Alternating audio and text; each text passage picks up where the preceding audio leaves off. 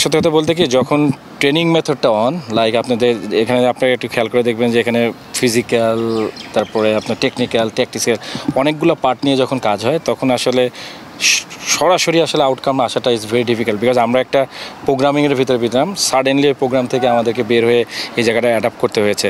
তো সেই জায়গাটায় আমাদের ছেলেগুলার আমরা বলবো যে কোচিং পয়েন্ট অফ ভিউ থেকে বলেন যে উই আর স্যাটিসফাই যে the way they are moving.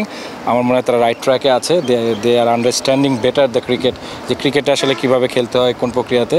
তো সামটাইম মিস্টেকটা হবে, এবং যেটা দেখেন প্রথম ম্যাচটাতে আমরা কিছু জিনিস পারফেকশনের যে জায়গাগুলো ছিল ওগুলোতে আমরা এ টিমের প্লেয়ারদের থেকে অনেকখানি এগিয়ে ছিলাম।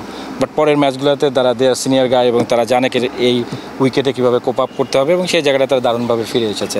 তো this is the learning opportunity, এবং যেখানে আপনার এই মিস্টেকগুলো থাকবে এবং সেখান থেকে ছেলেগুলো কত দ্রুত শিখবে এবং তাদেরকে জিনিসগুলোর অ্যাডাপশনের যে টাইম পিরিয়ডটা দেওয়া লাগে সেই জায়গাটা যদি আমরা কোচিং পার্ট অফ দিক থেকে আমরা ভালোভাবে কাজ করতে পারি তাহলে অবশ্যই আমাদের এই মিশনটা সাকসেস হবে।